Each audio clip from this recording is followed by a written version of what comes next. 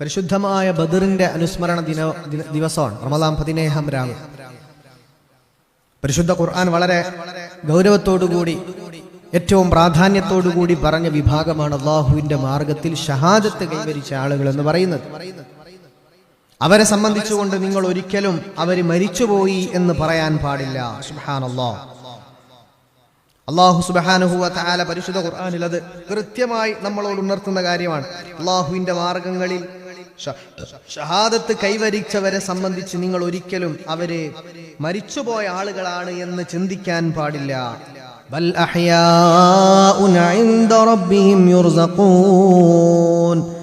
അല്ലാഹുവിന്റെ അടുക്കൽ ജീവിച്ചിരിക്കുന്നവരാണ്, അവർ ജീവിച്ചിരിക്കുന്നവരാണ്, അവർക്ക് അല്ലാഹുവിന്റെ അടുക്കൽ നിന്ന് റിസ്ക് കിട്ടുന്ന ആളുകളാണ്. സുബ്ഹാനല്ലാഹ്. അപ്പൊ അസ്ഹാബുൽ ബദർ എന്ന് പറയുന്നവർ ഇന്നും ജീവിച്ചിരിക്കുന്ന, അല്ലാഹു സുബ്ഹാനഹു വ തആല ഒരുപാട് മദദ് നൽകിയ, ഫളില് നൽകിയ ഒരു വിഭാഗമാണ് അസ്ഹാബുൽ ബദർ. അപ്പൊ അവരെ അനുസ്മരിക്കുക എന്ന് പറയുന്നത് ദിക്റുൽ അംബിയാഇ ഇബാദ വ ദിക്റുസ് സാലിഹീന കഫാറ. അംബിയാക്കന്മാരെ അനുസ്മരിക്കുന്നത് അത് ഇബാദത്താണ്. സാലിഹീങ്ങൾ അനുസ്മരിക്കുന്നത് പാപമോചനം കിട്ടാൻ, ഇസ്തിഗ്ഫാർ, അല്ലാഹുവിനോട് പാപമോചനം തേടാറുണ്ട്. ദോഷങ്ങൾ പൊറുക്കപ്പെടാൻ കാരണമാണ് ഇതുപോലെ അസ്ഹാബുൽ ബദറിനെ ഓർക്കുന്ന, അതുപോലെയുള്ള മഹത്തുക്കളെ ഓർക്കുക എന്ന് പറയുന്നത്.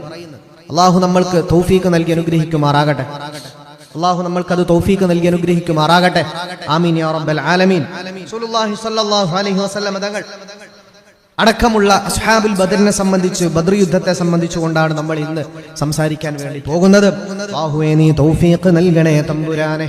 ആരൊക്കെയാണോ ഇത് കേൾക്കുന്നത്, അല്ലാഹുവേ സൗഭാഗ്യം നൽകണേ അല്ലാഹ്. എല്ലാവിധ ഖൈറുകളും ഞങ്ങൾക്ക് നൽകണേ റബ്ബേ. ബദർ യുദ്ധത്തിന്റെ ഒരു കൃത്യമായ ഒരു ചുരുങ്ങിയ രൂപമാണ് നമ്മൾ ഇവിടെ പറയാൻ പോകുന്നത്. ബദർ യുദ്ധത്തിന് ധാരാളം പേരുകളുണ്ട്. വെറും ബദർ യുദ്ധം മാത്രമല്ല, ബദറുൽ കുബ്ര, ഗസ്വത്ത് ബദർ, അല്ലേ, ഗസ്വത്ത് ബദർ, ബദർ യുദ്ധത്തിന് ധാരാളം പേരുകളിലുണ്ട്. അതിൽപ്പെട്ട ഒരു 5 പേരാണ് നമ്മൾ പറയാൻ പോകുന്നത്. ഒന്നാമത്തത് ബദറുൽ ഫുർഖാൻ. സുബ്ഹാനല്ലാഹ്. ബദറുൽ ഫുർഖാൻ എന്ന് പറഞ്ഞാൽ ബദർ യുദ്ധമാണ്. പിന്നെ ബദറുൽ കുബ്ര, ബദറുൽ കുബ്ര എന്ന് പറഞ്ഞാൽ ബദർ യുദ്ധമാണ്. ബദറുൽ സാനിയ എന്ന് പറഞ്ഞാലും ബദർ യുദ്ധമാണ്. ബദറുൽ ഖിതാൽ എന്ന് പറഞ്ഞാലും ബദർ യുദ്ധമാണ്. ബദറുൽ ഉൾമ, ഇതൊക്കെ ബദർ യുദ്ധത്തിന്റെ പേരുകളാണ്. ജസ്റ്റ് ഒന്ന് വേണമെങ്കിൽ നോട്ട് ചെയ്യാം, അല്ലെങ്കിൽ ഒന്ന് മൈൻഡിൽ വെച്ചാൽ മതി ബദർ യുദ്ധത്തിന്റെ മറ്റു പേരുകൾ. ഇനി ബദർ യുദ്ധം എപ്പോഴാണ് സംഭവിച്ചിരിക്കുന്നത്? ഹിജ്റ 2-ാം വർഷമാണ് ബദർ യുദ്ധം നടന്നത്. ഇനി ക്വിസ് കോമ്പറ്റീഷൻ ഒക്കെ വരുന്ന സമയത്ത് ഉസ്താദുമാരെ വിളിച്ചു ചോദിക്കണ്ട.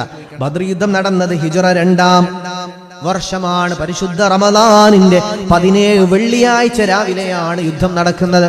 പരിശുദ്ധ റമദാൻ 17 വെള്ളിയാഴ്ചയായിരുന്നു. ആ വെള്ളിയാഴ്ച രാവിലെയാണ് ബദർ യുദ്ധം നടക്കുന്നത്. സുബ്ഹാനല്ലാഹ്. അപ്പൊ ബദർ യുദ്ധം നടന്ന വർഷവും കിട്ടി, ദിവസവും കിട്ടി. ഇനി ബദർ എന്ന് പറയുന്ന പേര് വരാനൊരു കാരണമുണ്ട്.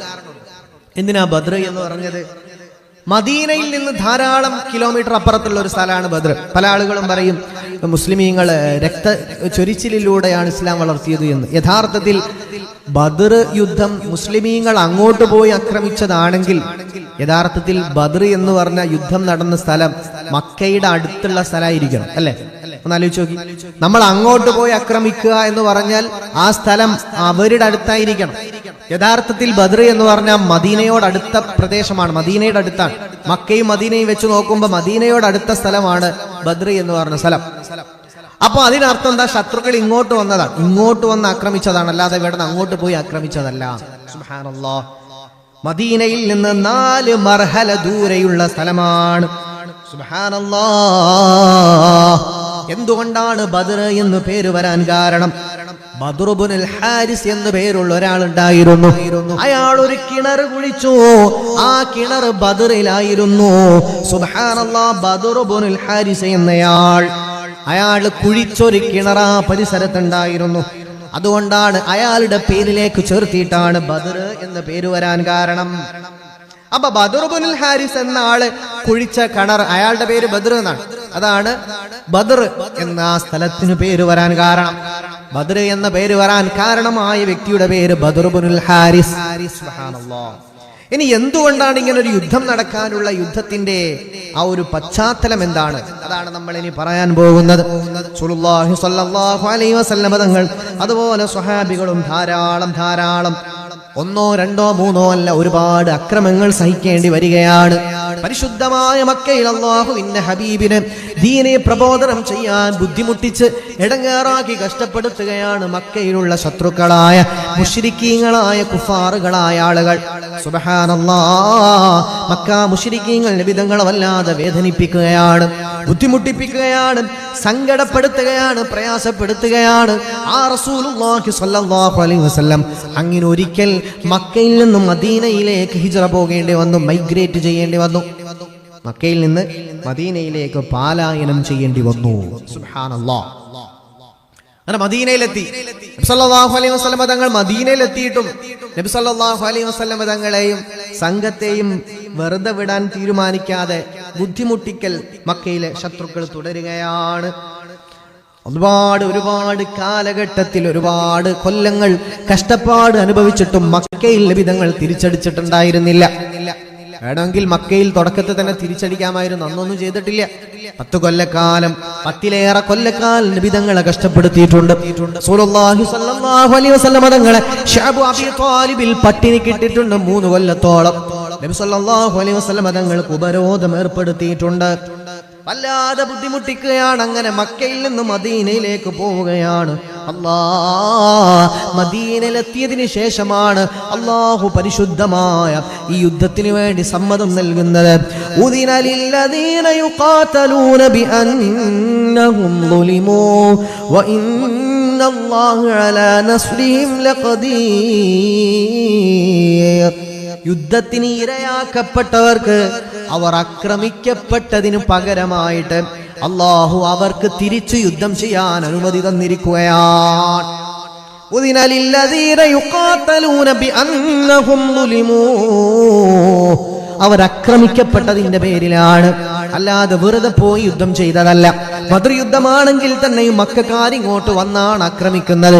ഇസ്ലാമിന്റെ പ്രബോധനം, അതിന്റെ പ്രതിരോധം മാത്രമാണ് യുദ്ധം എന്ന് പറയുന്നത്, അല്ലാതെ അങ്ങോട്ട് പോയി ആക്രമിക്കുന്ന രീതിയില്ല. സുബ്ഹാനല്ലാഹ്. മക്കക്കാലത്ത് ഒരുപാട് കഷ്ടപ്പാടുകൾ, ബുദ്ധിമുട്ടുകൾ. എന്നാൽ മദീനയിലെത്തിയിട്ടും സ്വൈര്യം കൊടുക്കുന്നില്ല. നബി സല്ലല്ലാഹു അലൈഹി വസല്ലം തങ്ങളും സംഘവും പരിശുദ്ധമായ മദീനയിലെത്തിയിട്ടും അവിടെ നിന്ന് വെറുതെ വിടുന്നില്ല. മദീനയിലെത്തിയിട്ടും ബുദ്ധിമുട്ടിക്കുകയാണ്.